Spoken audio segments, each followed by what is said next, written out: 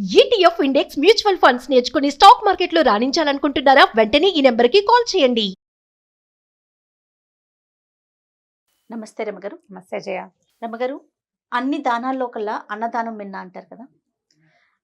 అన్నదానం చేసేవారి గురించి, లేకుంటే రకరకాల సేవలు చేసేవారి గురించి మనం చెప్పుకుంటూనే ఉన్నాం. ఈరోజు ప్రధానంగా అన్నదానం చేయాలి అనే ఇతివృత్తం పిల్లలకి తెలియచేయాలి. దీనికి సంబంధించి ఏమన్నా స్టోరీస్ ఉన్నాయా?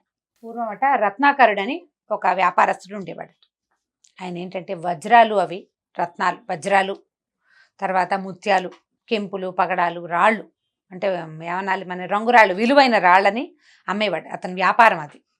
అయితే ఆయనకి పెద్దగా భగవంతుడు, భక్తి, దానాలు చేయటం, సోషల్గా నలుగురితోటి ప్రవర్తించడం అవన్నీ పెద్ద ఆసక్తి ఉండేది కాదు. తన వ్యాపారం వరకు మాట్లాడేవాడు, అంతకంటే ఏం లేదు. అయితే ఏమైందట, ఒకసారి ఆయన ఏదో వ్యాపారం ముగించుకుని బయలుదేరి వెనక్కి వస్తుండగా ఒక చిన్న ప్రమాదానికి లోనయ్యాడు. ఒక గుర్రబండి ఏదో పడిపోయింది. పడిపోతే ఏమైంది, గుర్రబండి రిపేర్ చేయించుకురావాలి, బండి విరిగిపోయింది. ఈ బండి తోలుతున్నవాడు ఆ బండిని గుర్రాన్ని తీసుకుని పక్కన ఉన్న ఊళ్ళోకి వెళ్ళాడట. ఒక అడవి దగ్గర ఆగిపోయారు. ఈయన ఏమన్నాడు, పెద్ద అడవిగా లేదు, కొంచెం ఏవో చెట్లు సుమారుగా ఉన్నాయి, కొంత చెట్లు ఉన్నాయన్నమాట. అయితే నేను చెట్టు కింద పడుకుంటాను, ఎండగా ఉంది, నువ్వు ఊళ్ళోకి వెళ్ళి బాగు చేయించుకురమ్మన్నాడు. ఈ సామాన్లన్నీ దగ్గర పెట్టుకున్నాడు. ఆయన దగ్గర పెద్ద అంత సంచి ఉండి రకరకాల మూటలు ఉన్నాయి, చిన్న మూట, పెద్ద మూట, బోల్డని మూటలు ఉన్నాయి. అవన్నీ దగ్గర పెట్టుకుని ఆ బండిలో పెట్టి పంపించాల, తన దగ్గరే పెట్టుకున్నాడు. ఏదో కొద్దిగా ఆహారం ఉంది, తిన్నాడు, పడుకున్నాడు. పడుకునేసరికల్లా చెట్టు మీద ఒక కోతి ఉందట. అదేం చేసింది, వచ్చి ఈయన దగ్గర కూర్చుంది. కోతులకి నిశ్శబ్దంగా పనిచేయటం వచ్చు, సౌండ్ చేయకుండా చేస్తాయి అవి. అతని సంచి మెల్లిగా ఊడదీసింది, మూటలాగా కట్టింది. ఊడదీసి అన్నీ చూసి ఓ సంచి చేసింది, అంత సంచి ఒకటి చేత్తో పుచ్చుకొని పైకి ఎక్కేసింది, చెట్టు ఎక్కేసింది. ఈయనేమైంది, కాసేపు 1 గంట పడుకుని అన్నం తిని ఎండలో చెట్టు కింద పడుకుంటే ఒళ్ళు తెలియకుండా సొమ్మసిల్లిపోయినట్టు వస్తుంది నిద్ర. పాపం నిద్ర మెలకొచ్చి చూసుకున్నాడు, మూట ఊడదీసింది, సంచులు అర్థమైపోయింది. సంచులు లెక్క పెడితే ఒక కెంపులు ఉండవలసిన సంచి కనపడలేదు, అంతంత కెంపులు ఉన్నాయట అందులో. అయితే ఏమైంది, లబోదిబోమని, లబోదిబో అంటే ఆ అడవిలో ఎవరు చూస్తారు తన్ని. ఇంతలో ఏమైందట, ఇతని ఎదురుగుండా, ఇతను కొంచెం అవతల పక్క కాస్త ఎదురే కాస్త ఐమూలగా పక్కకి ఒక మేడి చెట్టు ఉందట. మేడి చెట్టు అంటే మామూలుగా మనం చెప్తాం, మేడి చెట్టు చూడ మేలిమయ్యుండు, మేడి పండు చూడ మేలిమయ్యుండు, పొట్ట విచ్చి చూడ పురుగులుండు అని. ఏంటంటే మానవుల మనసు పైకి కనిపించినంత అందంగా ఉండదు, అందులోకి వెళ్తే దాని నిండా కుళ్ళు కల్మషమే ఉంటాయని చెప్పటం అంతే. పైకి చూసినంత చక్కగా ఏం ఉండదు, లోపల రకరకాలు ఉంటాయి భావావేశాలు. అయితే అలాంటి ఆ పేరు కలిగిన మేడి చెట్టు కింద ఒక ముని, ఒక ఆయన తపస్సు చేసుకుంటున్నాడు, కళ్ళు మూసుకుని ఉన్నాడు. ఈయన గందరగోళపడి అయ్యో అయ్యో నా కెంపులు ఇంత బోళ్ళంత ఖరీదు అని గోల పెడుతుండి ఆలోచిస్తూ, ఎవరు తీసుకుపోయారు, దొంగలు లేరు ఇక్కడ, ఎవరు కనిపించట్లేదు, మొత్తం మూట పట్టుకెళ్ళకుండా ఒకటే తీసుకెళ్లారు ఏమిటో అని మాట్లాడుతున్నాడు. ఆయన కళ్ళు తెరిచి చూశాడు, ఇది జరిగింది ఆయనకి తెలుసు. ఈయన ఏమన్నాడు, నువ్వు కంగారు పడకు నాయన, పైనుంది చూసావా కోతి, అదే నీ మూట పట్టుకెళ్ళింది, దాని దగ్గర ఉందన్నాడు. ఆ కోతిని ఎట్లా తీసుకోవటం, దాన్ని అడిగితే ఇస్తుంది, అది ఇవ్వదు కదా. సరే ఏమన్నాడు, అసలు ఎందులో వేసావో గుర్తుందా, ఆ రాళ్ళు ఎందులో వేసావో గుర్తుందంటే, ఉంది బాబు, పట్టు సంచిలో మూట కట్టి పెట్టుకుంటాను రాళ్ళని నేను అన్నాడు. అలాంటి సంచులు ఉన్నాయా అంటే, ఉంది, ఒక ఖాళీ సంచి తీసుకురమ్మన్నాడు. తీసుకొచ్చాక ఈయన ఏం చేశాడు, ఆ సంచిలోకి ఒక చిన్న చిన్న గులకరాళ్ళు ఏరుకురమ్మన్నాడు. రాళ్ళన్నీ వేసాడు. వేసి ఆ కోతికేసి చూస్తూ ఒక్కో రాయి తీసి ఇట్లా బయట పెడుతున్నాడు.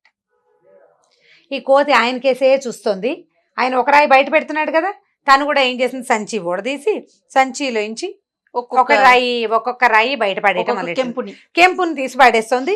సరిగా ఈయన ఎక్కడ ఉంచున్నాడో అక్కడే పడేస్తుంది, ఆ చెట్టు కింద. ఒక్కొక్క కెంపు బయటకు వచ్చేసాక ఈయన సంచి ఇట్లా పడేసాడు. ఆ కోతి కూడా సంచి పక్కన పడేసింది, లేచి వెళ్ళిపోయింది. వెళ్ళిపోయేసరికల్లా సరే ఈయనేం చేశాడు, ఆయన కెంపులన్నీ ఏరుకో, ఈ లోపల కదిలేడు అనుకో, కోతి యాక్షన్స్ మారిపోతాయి, అందుకని చెప్పలేదు. అన్నీ ఏరుకున్నాడు, సంచిలో వేసుకున్నాడు. అయ్యా మీ వల్ల నేను చాలా పెద్ద ఇబ్బంది నుంచి గట్టెక్కాను, తమరెంతో మహానుభావులు అన్నాడు. అనేసరికల్లా ఏం చేస్తావు నాయన ఈ కెంపుల్ని అని అడిగాడు. ఏం చేస్తానండి, తీసుకెళ్ళి పెట్టెలో పెట్టుకుంటానన్నాడు. పెట్టెలో పెట్టుకుంటే ఏం ఉపయోగం నీకు, ఇవి ఖరీదైన రాళ్ళు, గొప్ప రాళ్ళు, నువ్వు తీసుకెళ్ళి పెట్టెలో పెట్టుకుంటావు, పెట్టెలో పెట్టుకోవటం వల్ల ఏమైనా ఉపయోగం ఉందా? అలా కాకుండా ఈ కెంపుని ధనంగా మార్చు, కెంపుల్ని ధనాన్ని అన్నంగా మార్చు, నలుగురికి పెట్టు. ఎవరైనా అన్నం తింటే దానివల్ల నీకు వచ్చే ప్రయోజనం పెద్దది. కెంపులు పెట్టెలో దాచుకొని నువ్వు చూసుకోవటం వల్ల నీకే ప్రయోజనము లేదు. నా వల్ల నీకు దొరికిన ఈ కెంపుల్ని అన్నంగా మార్చి దానం చేయమని చెప్పారు. చెప్పేసరికి ఈయన ఆలోచించుకున్నాడు. తన దగ్గర పెట్టెలో ఇలాంటివి ఎన్నో రాళ్ళు ఉన్నాయి, నా దగ్గర ఉన్నాయని నాకే సంతోషం, నీ దగ్గర ఎంత మంచి రాళ్ళు ఉన్నాయి అని ఎవరు అనలా. ధనం ఎవరి దగ్గరైనా ఉంటే అది వాడు చూసుకుని ఎంజాయ్ చేస్తాడు, సంతోషిస్తాడు తప్ప ప్రయోజనం ఏముంది? ధనం వల్ల ప్రయోజనం ఏమిటి? ఏమీ లేదు. అది ఏదైనా మన అవసరాలకు ఉపయోగపడుతుంది. వాటిని రాళ్ళుగా మార్చి బీరువాలో పెట్టామనుకో, రాళ్ళు బీరువాలో ఉంటాయి, అది డబ్బుగాను ఉండదు, ఉపయోగించేది లేదు. సరే చెప్పేసరికల్లా ఎంతో మంచి మాట చెప్పారండి, నేను తప్పకుండా అలాగే చేస్తాను. అయ్యా మీ పేరు ఏమిటండి అని అడిగాడు. ఇంత అత్యద్భుతమైన మాట చెప్పింది, మీ పేరు కూడా అత్యద్భుతంగానే ఉండాలి, పేరు చెప్పండి అంటే, నా పేరా? నాకు పేరు లేదు నాయన. పేరేముంది? శరీరానికి పేరు, ఆత్మకి ఏ పేరు ఉండదు. ఈ శరీరం పోయాక నా ఆత్మ ఏ పేరుని కలిగి ఉండదు. ఇది ఎవరైనా అంతే. నా పేరు నీకు తెలియకపోయినా పర్వాలేదు, అయినా ఇంటికి వెళ్ళాక నీ భార్యని అడుగు, నా పేరు ఏమై ఉండొచ్చో ఆమె చెప్తుంది నీకు అని చెప్పాడు. ఈయన ఇంటికి వెళ్ళి ఏం చేశాడు, వెళ్ళగానే ముందు ఈ కెంపుల్ని అమ్మేశాడు బజార్లో. చాలా ధనం వచ్చింది, అదంతా పట్టుకొచ్చాడు. భార్యకి చెప్పాడు, ఏమే ఇక నుంచి నేను రాళ్ళని దాచిపెట్టాను, వ్యాపారం చేయగా కొంత డబ్బు వచ్చాక మిగిలినవన్నీ దాచుకుంటూ ఉంటాడు. ఎక్కడి నుంచి అయినా ఖరీదైన రాయి దొరకంగానే అతను దాచుకుంటూ ఉండేవాడు. ఇంకా నేను దాచిపెట్టను, దీన్ని నేను డబ్బుగా మార్చి అన్నదానం చేద్దాం అనుకుంటున్నాను అని చెప్పాడు. చెప్పేసరికి భార్య చాలా సంతోషించింది. చాలా మంచి పని చేస్తున్నారు, మీకు ఎలా జ్ఞానోదయం జరిగింది, ఎలా తెలిసింది మీకు అని అడిగేసరికి ఆయన ఏమన్నాడంటే, నేను అడవిలో ఇలా కెంపులు పోగొట్టుకున్నాను, ఒక కోతి కెంపులు పట్టుకెళ్ళింది, దాన్ని ఒక మహానుభావుడు ఇప్పించాడు, ఆయన మేడి చెట్టు కింద కూర్చున్నాడు, పేరేమిటని అడిగితే శరీరానికి పేరు ఆత్మకి పేరు ఉండదన్నాడు. అంటే అయ్యో ఆయన దత్తాత్రేయ స్వామి అండి, మేడి చెట్టు కింద కూర్చునేది ఆయనే అని చెప్పింది. చెప్పేసరికి అప్పుడు ఇతను ఆలోచించుకున్నాడనమాట, దత్తాత్రేయుల వారు తపస్సు చేసుకుంటున్న కాలంలో జరిగిందట. ఆ తర్వాత అతను ఎంత అన్నదానం చేశాడో, అన్నదానం వల్ల కలిగిన ప్రయోజనం, అతనికి కలిగిన ఆత్మసంతృప్తి అంతకు ముందు సంవత్సరాలన్నాళ్ళు అతను వ్యాపారం చేసినప్పుడు ఎప్పుడూ కలగలేదు. వ్యాపారం చేస్తారు ఎవరైనా, కాస్త నష్టం వస్తే దిగులు పడతారు.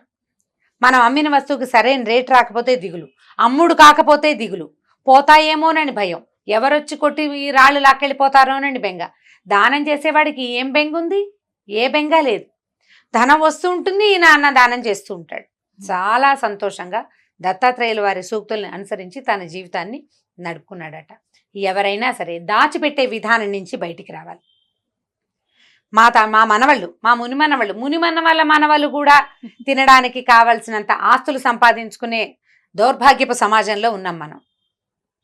100 తరాల వరకు కూర్చుని తిన్నా తరగని ఆస్తి వల్ల మన పిల్లలు ఏమంటారు, సోమరులుగా, దుర్మార్గులుగా, ఈ విపరీతమైన డబ్బు ఉండటం వల్ల దుష్ప్రవర్తన కలిగిన వారుగా మారే అవకాశమే ఉంది తప్ప ఆస్తి వల్ల, డబ్బు వల్ల ఏ ప్రయోజనము లేదు. అదే మంచితనాన్ని సంపాదించండి, పేరుని సంపాదించండి, తరతరాలకి పెరుగుతుంది కానీ తగ్గదు. కూర్చుని తింటాం వల్ల సోమరితనం వస్తుంది. ఏం చేయాలో పని పాట ఏం ఉండదు, ఏ విధవ పని చేద్దామా అనిపిస్తుంది. మరి డబ్బు చేతిలో ఉంటే అంతే కదా. పైగా విపరీతంగా సంపాదించిన వాళ్ళ పిల్లలు మనవలు దుర్మార్గులుగా ప్రూవ్ అయిన సంఘటనలు కోకొల్లలు మనకి. వాళ్ళకి ఏం చేయాలో తోచదు. అధికార మదం, ధనగర్వం, ఇవి 2 మనుషుల్ని పాడు చేస్తాయి. అందుకని పిల్లలకి బలమైన రెక్కలు ఇచ్చే డబ్బును సంపాదించాలి. పిల్లలు తమ బతుకుని తాము బతకగలిగేటట్టుగా ఉంచాలి. కానీ వాళ్ళ పిల్లలు అవతల వాళ్ళ పిల్లలు కూడా కూర్చుని తినడానికి సరిపడా సంపాదిద్దాం అనుకుని ఇతరుల నోళ్లు కొట్టి కనుక సంపాదిస్తే నీ పేరు చెడగొడతారు వాళ్ళు. కాబట్టి అన్నదానం చేయండి. మళ్ళీ పాత్రత కలిగిన వాళ్ళకి, అవసరం ఉన్న వాడికి అన్నదానం. మన ఇంట్లో పార్టీలు చేసుకోవటాన్ని అన్నదానంగా భావించకండి. అవును, మన ఇంట్లో భోజనాలు పెట్టడం అన్నదానం కాదు, మన గొప్ప చెప్పుకోవడానికి చేసేదానం కాదు. 14 ఐటమ్స్ పెట్టామనే వాళ్ళు ఇదివరకు 14-16 ఐటమ్స్, ఇప్పుడు 400 రకాలు పెట్టడం, రకరకాల చాట్లు, రకరకాల స్వీట్లు, రకరకాల డ్రింక్స్. ఎందుకు అవన్నీ? ఒక పూటకి సరిపడా ఎంత కావాలి భోజనం? నీకు చూడు డబ్బు ఎంత ఇచ్చినా అవతల వాడు వద్దండు, ఏ వస్తువు ఇచ్చినా వద్దండు. అదే అన్నం పెట్టామనుకో కడుపు నిండాక చాలమ్మా అంటాడు. అవును. చాలు అనిపించే దానాన్ని చేయండి. ఈ దానం వల్లే మన జీవితాలు బాగుంటాయి, భవిష్యత్తు బాగుపడుతుంది, మనం భావితరాలు కూడా సేఫ్గా ఉంటాయి, ఏ ప్రమాదానికి లోనవ్వకుండా. దత్తాత్రేయులు వారు చెప్పిన అన్నదానం ఇప్పటికీ చాలా మంది దత్తభక్తులు పాటిస్తారు.